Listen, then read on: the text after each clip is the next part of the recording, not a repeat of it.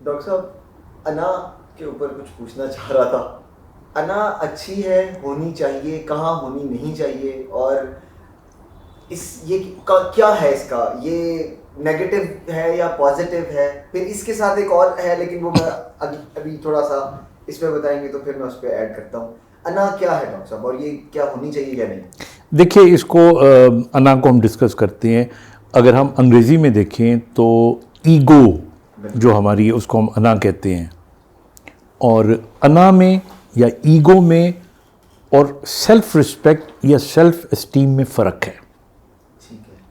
मतलब एक फ़र्क ये है कि हमारे यहाँ जब अना का लफ्ज़ हम इस्तेमाल करते हैं तो इसका मतलब ये होता है कि इंसान ने अपने जहन में खुद ब खुद एक मकाम अपना बनाया हुआ होता है, और वो उस मकाम से जो नीचे के लोग हैं उनसे खुद को बरतर समझता है। ये एक किस्म का सुपीरियरिटी कॉम्प्लेक्स होता है।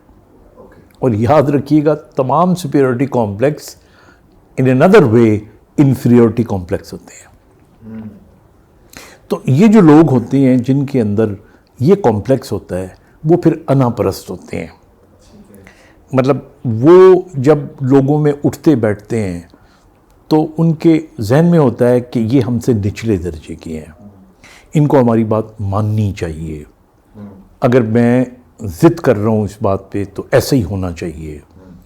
और फिर उनको लगता है कि अगर कोई मेरी ज़िद नहीं मान रहा तो इसका मतलब है वो मेरी बेइज्जती कर रहा है, मेरी तहकीर कर रहा है, हालांकि वो कर नहीं रहा होता। मतलब ये आपने अपने जहन में बनाया हुआ होता है कि मैं इस लेवल का हूँ। हो सकता है दुनिया आपको कुछ भी ना समझती हो। बिल्कुल ठीक हो। और ये आपको हमारे दही इलाकों में तो ज़्यादा मिलेगा। वहाँ पे आप एक इलाके के छोटे मोटे चौधरी हैं और आपने एक किस्म का हुक्म सादर कर दिया कि जी ये इस तरह होना चाहिए। मसलन मुझे मालूम है कि मैं अगेन जगह का नाम नहीं बता रहा, वहाँ पर एक साहब थे, चौधरी आप कह लें, उनकी ज़मीनें थी। तो वहाँ से स्कूल के बच्चे गुजर के जाया करते थे, बन्ने होते हैं ना, बन्नों में से, तो शॉर्टकट पड़ता था उनको।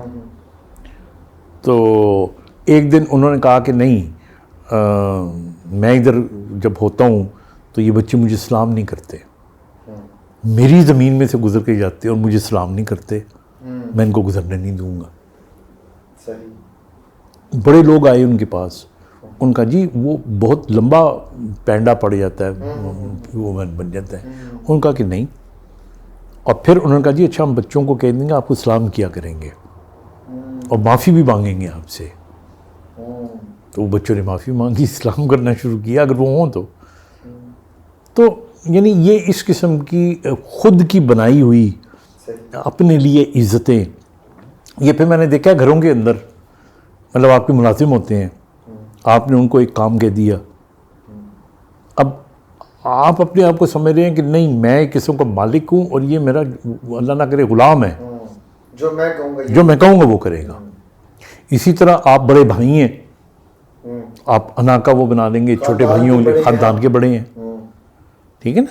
अब रीजनेबिलिटी एक अलग चीज़ है। लेकिन मैं जो बात बताना चाह रहा हूँ आपको वो ये है कि अनापरस्त जो लोग होते हैं वो काबिल रहम होते हैं, वो अपनी नज़रों में ख़ुद को बुलंद कर रहे होते हैं। वरना आपने हमेशा सुना होगा कि जो फलदार पेड़ होता है वो झुका हुआ होता है।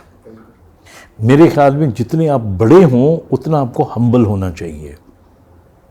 आप अगर मतलब मैं अब अपनी मिसाल नहीं देना चाह रहा, लेकिन मैंने कई दफ़ा देखा है और मुझे बड़ा अच्छा लगा है कि अगर आप सड़क पे जा रहे हो तो आपका कोई रिक्शा वाले से आपकी होता है ना बातों का ट्रैफिक तकरार हो जाती है, हाँ, तो आप एक छोटी सी माफ़ी मांग लें, आप कहें आई एम सॉरी, मेरा कसूर था, अब मान लें, बात ख़त्म हो जाएगी, वहीं पे टाइम भी बचेगा, वो जो आप एक स्ट्रेस वो भी खत्म हो जाएगा। हाँ, तो इसमें क्या हुआ? इसके मुकाबले में जो सेल्फ एस्टीम होती है वो डिफरेंट चीज़ है, वो अना नहीं होती। सेल्फ एस्टीम का मतलब होता है कि आप जेन्युइनली जो आपके अपने उसूल हैं उन पे कितने कारबंद रहते हैं आप। मिसाल के तौर पे एक आदमी जो है उसकी सेल्फ एस्टीम तकाजा करती है कि वो भूखा रह ले लेकिन किसी से उधार ना माने, वो भूखा रह ले, चोरी ना करे। बिल्कुल ठीक है। अगर वो कोई काम करना चाह रहा है और उस काम पे उसका बस नहीं है और अगला उस पे ताने दे के उससे काम उसको इजाज़त देगा तो ना करे। ये सेल्फ एस्टीम है। हाँ, कि आपकी इज्जत जो है ना, आप अपनी इज्जत को जब महफूज करते हो तो ये सेल्फ एस्टीम है। लेकिन जब आप अपनी मर्जी को ये समझते हुए कि मैं बहुत आला दर्जे का इंसान हूँ और लोगों पे मुसल्लत करते हो आप और उस पर अकड़ जाती हो, डट जाती हो, तो ये अगर देखा जाए तो अना में आ जाता है। और हमारे यहाँ आपको अनाप्रस्त बहुत लोग मिलेंगे जिनके अंदर आपको मैं यानी डॉक्टर है मिसाल के तौर पे, मैं तो जब पढ़ाता रहा हूँ तो अपने स्टूडेंट्स को भी कहता रहा हूँ, मतलब डॉक्टर में तो बिल्कुल अना नहीं होनी चाहिए। मतलब आपका जो पेशेंट है, आप अगर इसमें आ जाएं कि जी नहीं इसने मेरी बात नहीं मानी तो मैं इसको देखूंगा, नहीं। टीचर हो गया, अगर आपका स्टूडेंट जो है, हाँ अगर वो बदतमीजी कर रहा है देयर इज अ वे, लेकिन आप उसके साथ अकड़ जाएं, आप उसके साथ जिद लगा लें, तो ये अना ही बदला लेने की यही है, बिल्कुल है।